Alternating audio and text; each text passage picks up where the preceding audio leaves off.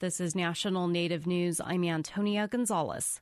The Lummi Nation in Washington state is testing people for COVID-19 at a drive-through site. The Lummi Health Center is also now offering telemedicine appointments as part of the community health approach to address the coronavirus.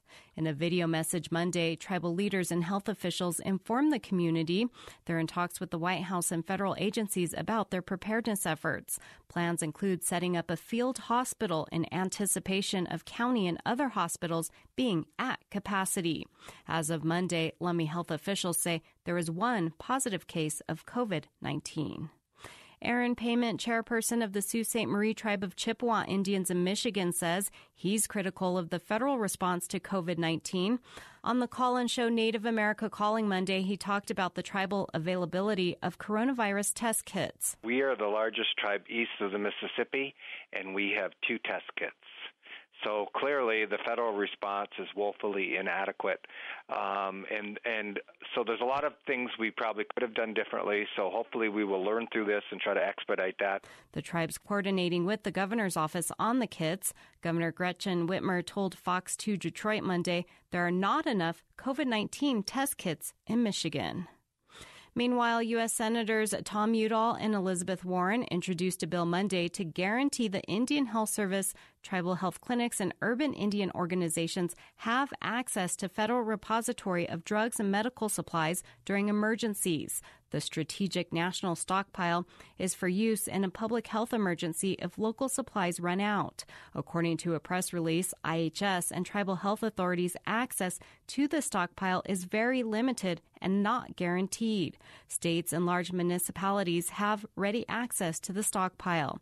Concerns are being raised that Indian Health Service may face shortages of equipment as the coronavirus spreads. Some Lakota parents are using the time at home with their kids to teach them about Lakota culture as South Dakota schools are closed and employees are working from home to practice social distancing due to the coronavirus. China Lockett has more. Kimberly Tilson Braveheart owns a catering company in Rapid City. She's currently staying at home with her kids and teaching them how Lakota history relates to their lives today. We all exist because our ancestors were really good resource managers, and they knew how to preserve their food, and they knew how to ration their food, and they knew how to prepare for the future. Braveheart has incorporated hands-on activities her kids don't learn in classrooms. Like teaching them how to do tobacco ties and smudge themselves in our home. We're also like boiling sage on the stove because it clears the air and cleanses the air as well. We've been reading a lot of native books and talking about food and traditional foods as well. Other Lakota parents have also taken the opportunity to focus on culture while their kids are out of school. Amy Sazu works for Indian Collective and is staying at home with her family. She made a social media post to gather ideas for traditional curriculum and got a lot of suggestions.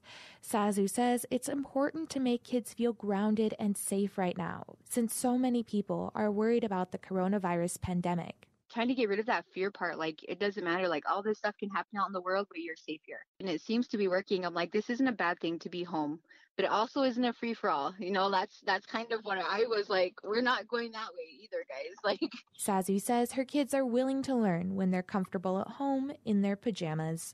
For National Native News, I'm China Lockett in Rapid City. And I'm Antonia Gonzalez.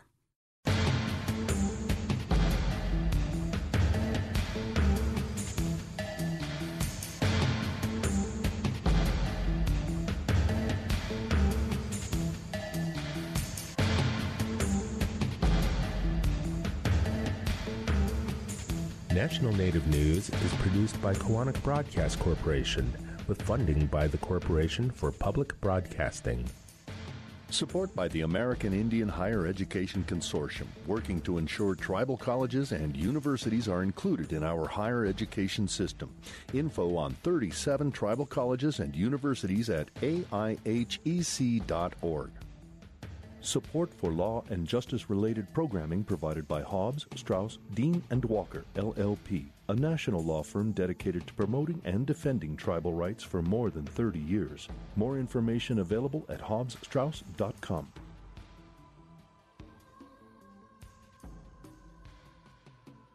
Native Voice One, the Native American Radio Network.